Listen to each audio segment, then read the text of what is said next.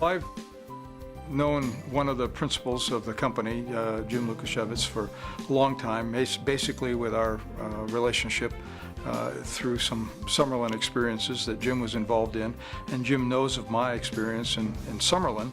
Summerlin is a large 22,000 acre community and very fast growing, as you said, but it's made up of smaller communities, smaller neighborhoods, anywhere from 200 to 500 acres apiece, each with different kinds of residential and parks and worship sites and some commercial and so on.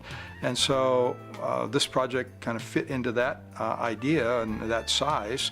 And so Jim contacted me, and I think after looking more at the project, I think my experience, 40 years of experience in doing mixed-use projects of all different sizes and all across the country, from Florida to California and up north to down into Texas, gives me a lot of experience that I think I can bring to this project.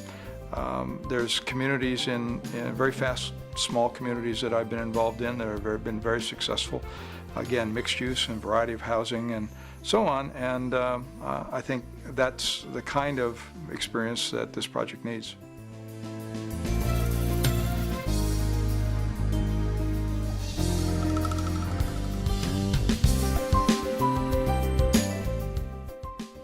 When I looked at the land that ARFA had and they were considering developing as a community, there's several things that immediately struck me.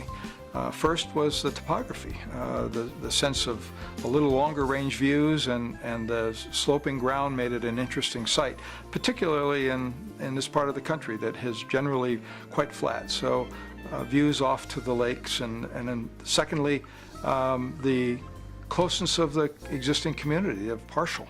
I think having a town that you're a part of and next to is an important part of doing a project that has some longevity, some sense of history, and some opportunity to be something more into the future. I think that making connections to this town was an opportunity that ARFA was embraced and excited me. Third, I think it's the vision that ARFA had themselves to be a part of this community, to help this community grow within the context of what was happening or all around them, and grow in a good way, rather than just respond to one-off everybody wanting to do a little site, a little trailer piece on the highway. Give the community something more that can be a part of its future. And I think the fourth thing really was an opportunity to create a great neighborhood. Great neighborhoods are something that I've been interested in my entire career.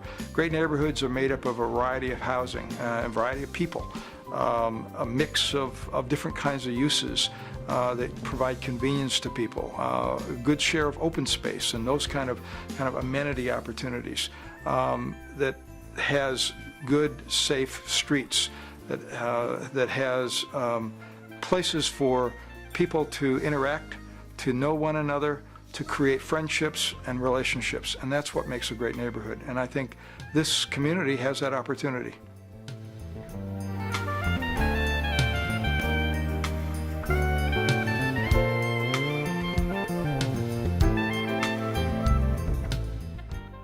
Well, I think there's three main elements of success for the Highlands success. First is flexibility with a number of different parts, and I'll come back to that in a minute. Second would be the partnership and communication with the city. And third is how we hit the market, because that's ultimately what is a reason for selling land and being able to develop land and create a community. First, on flexibility, there's a number of different parts of that. A master plan community developer needs flexibility on approvals, for example. Approvals that allow you to go from the general to the specific as you know more.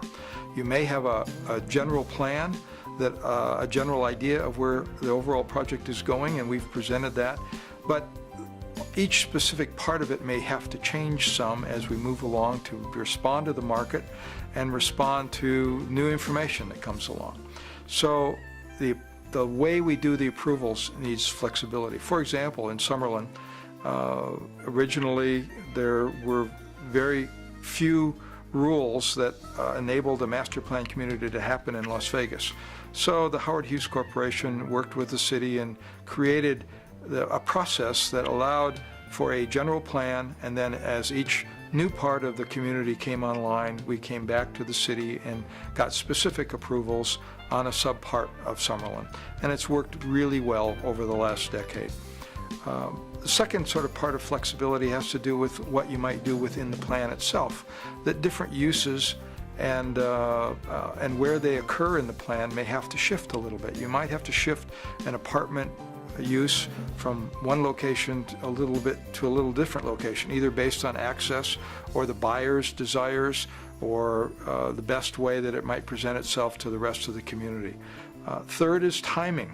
A master plan community happens over a period of time, and so we wouldn't be able to necessarily be able to build every element of the community at day one. You need the flexibility to time various elements of the community to when they make both market sense, economic sense, as well, and sales sense, as well as the community building sense. Fourth would be details and flexibility in how you develop key details of the community, like streets. Streets are such an important part of building a great community, with some shade where necessary and sidewalks where possible, and how they access different homes and uses so that people can move through the community. And the scale of the streets, the size of the streets, so important that you want the flexibility to not just build to some standard that may be there for another city, but to make it unique to this location so that we can deal with stormwater runoff in the right way, so that we can deal with snow removal in the right way, so that we can in fact create great neighborhood streets for people to live on and for kids to use, that are safe, that are small enough to be safe, that cars don't go too fast on these streets, and yet we deal with all of the other realities of the streets. So that's another kind of area for flexibility. And all of those are important. I think that, as I mentioned, the second sort of major topic is sort of partnership and communication with the city. This is something, a community that will happen over a period of time. It's not an instant. And so we see, and ARFA sees, this relationship with the city as something important for the success of both, for the success of Parshall as well as the Highlands. As we develop various parts of the community, if there's a need for change, we need to make sure that we have an open communication with the city, let them know the implications and the reasons why, and that helps the city, I think, provide some flexibility on its end. And I think third then is the market. Any master plan community, like development in general, needs to meet a market. It needs to have a product that the buyer and the user wants. So it's true for homes. You have to provide homes that people want to buy. It's true for land as well, that you have to provide land in a location and of a size with the access that someone wants to buy. If you want to sell it for a hotel or for a restaurant or for an apartment complex or for a hardware store. So we need to make sure that we're talking to buyers and users, and that the plan can respond to that. And those three things, I think, if we pay attention to all of those and are able to do that in partnership with the city, that will make the Highlands successful.